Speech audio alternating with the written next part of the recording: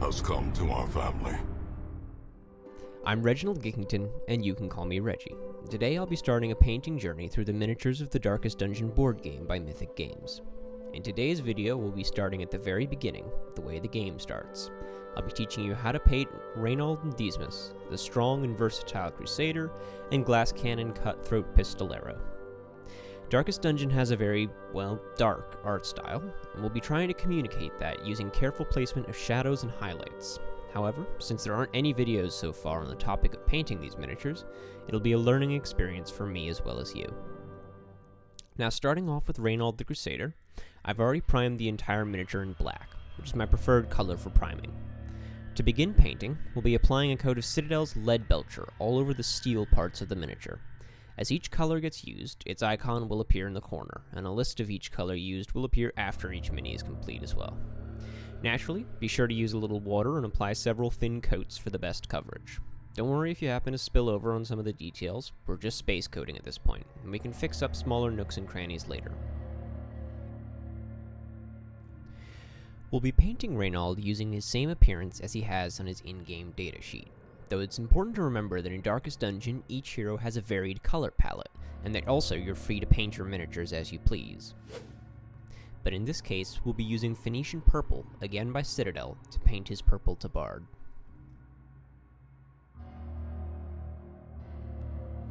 Up next will be the brown leather of his belt, his pants, and his boots and gloves. If you look carefully, there's actually two different tones of brown leather on display, and so we'll be using two different colors to achieve the intended effect. First will be Rhinox Hide by Citadel, which will apply to the belt, boots, and around the hilt of the sword. For the rest of the leather parts, we'll be using Steel Legion Drab, which has a much more beige tone. This will be the underarmor around his sleeves and pants particularly.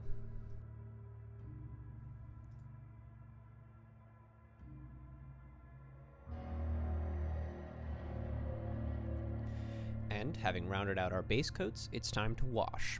And what we'll be doing now is doing an all-over wash of Nuln Oil, which should give the miniature a really dark and grungy feel, while settling into the tiny recesses to tint them black and give them the appearance of black shadow.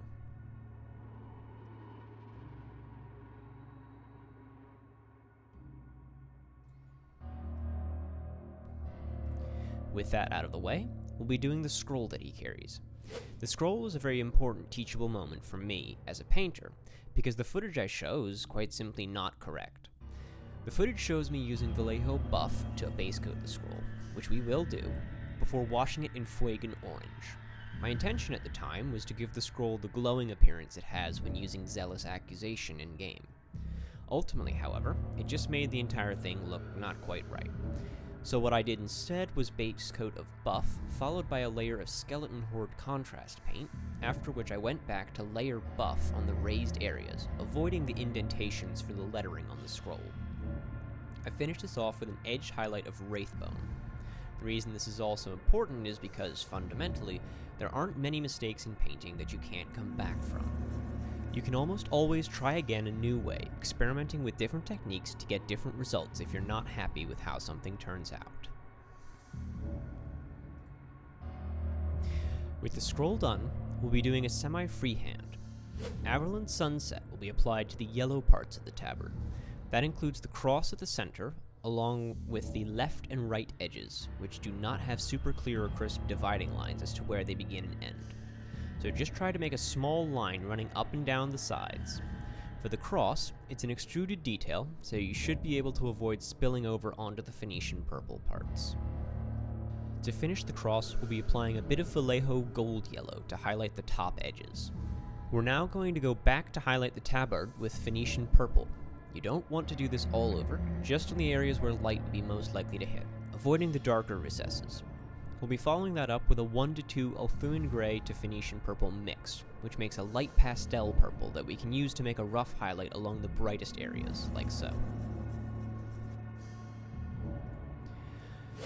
Up next will be Runelord Brass around the golden parts of the sword's hilt.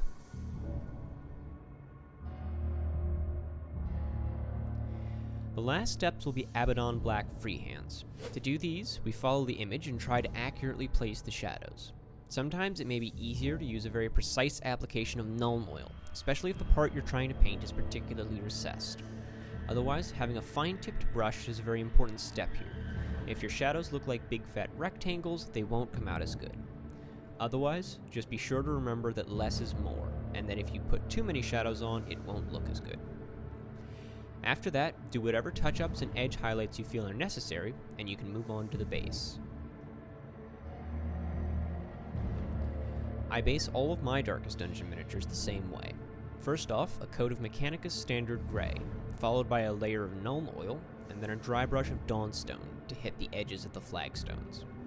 The last step is to paint the edge of the base in a solid black, for which I'll be using Black Templar contrast.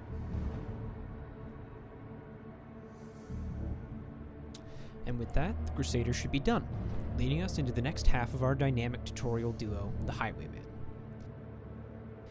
Base Highwayman wears a gray and white coat and a red kerchief mask. However, the exposed parts of his face allow us to practice our skin and the incredibly distinctive blackened eyes the Darkest Dungeon art style is known for. As with last time, we'll be starting with our base coats. To begin with, we'll be using Dawnstone applied all over his coat. It has a light gray color that will darken down nicely with a wash to look quite dirty and warm.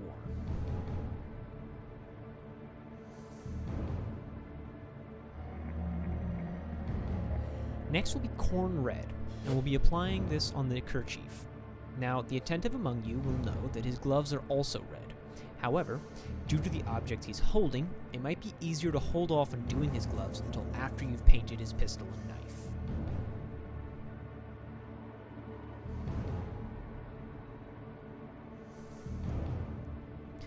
Up next will be Ulthuan Gray, applied to the fur collar of the jacket. Now, I make a critical error at this point. While painting this step, I leave the flaps of the jacket gray, when, if you look at the miniature, they are white like the fur. I rectify this before the end of the project, but I highly recommend you paint your colors correctly the first time rather than having to go back and fix them. It always helps to have a reference image pulled up alongside your workspace while painting. Be that as it may, the steps that I show in this video remain the same, regardless of whether you leave the flaps gray or white. The next step will be the leather parts, and much like the Crusader, we'll be using two colors here. First will be Steel Legion Drab, applied to his pants, and subsequently we'll use Rhinox Hide, applied to the pouch on his belt, as well as the vest he wears underneath his jacket and the wood parts of his pistol. Our next step will be his boots, which we'll be painting using Mechanicus Standard Gray. Now in-game he wears black boots, but what we're doing here is starting with the light highlight color, and we'll be using washes to bring the boots down to a darker tone later on.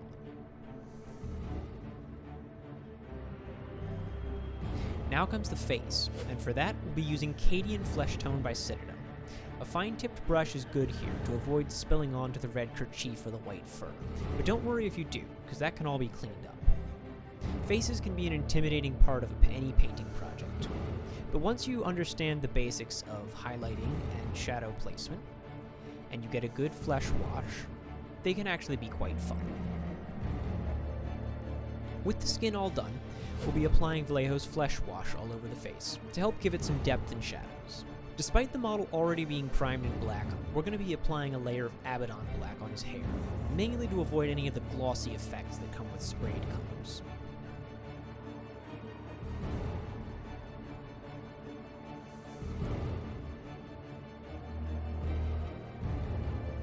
The next two steps will be his weapons, and for these we'll be using the Lead Belcher for the metal parts of his gun, being very careful not to spill over onto the wood parts, and Stormholst Silver, applied all over his knife.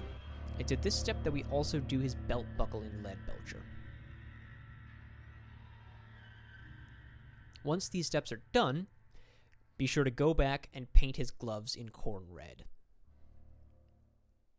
With the weapons done, that's the last of our base coats, and it's time to wash.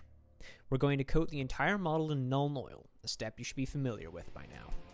Once this coat dries, however, we're going to go back and apply a second coat to just the boots in order to darken them down to an off black.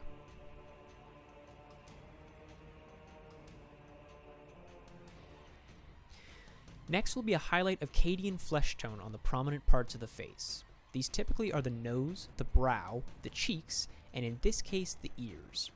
We're giving them just a little color to liven them up again. Next, we'll be applying a highlight of Reynauld hide on the dark parts of the pants, the underside of the groin, and the back of the knee.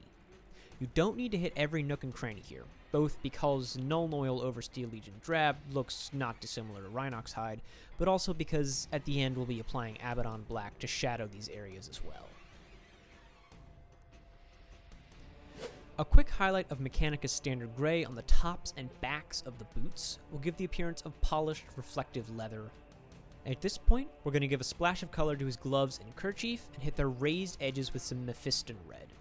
The entire top rim of the kerchief gets an edge highlight, and the upwards facing parts of the gloves get a layer as well, avoiding the recesses.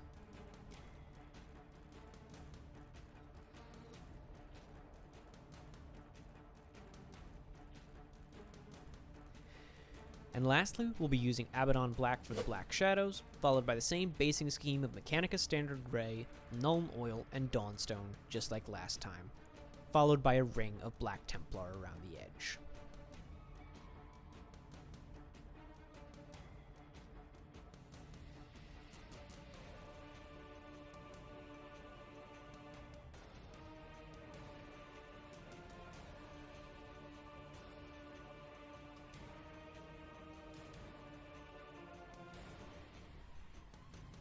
Together they make up the tutorial heroes of Darkest Dungeon, and a core part of any adventuring party. It's important to remember that you're in no rush while painting, and that you can take as much time as you're comfortable with, and if you ever mess up, feel free to go back and paint over any mistakes. I hope you all learned something today, or if you didn't, at least enjoyed seeing me learn. Have fun painting your Darkest Dungeon miniatures, and feel free to tag me on Instagram, @ReggieGick, to show me how yours turned out. Links to my affiliated socials can be found in the description. Feel free to subscribe or like the video if you enjoyed it, and I will see you soon with another painting tutorial.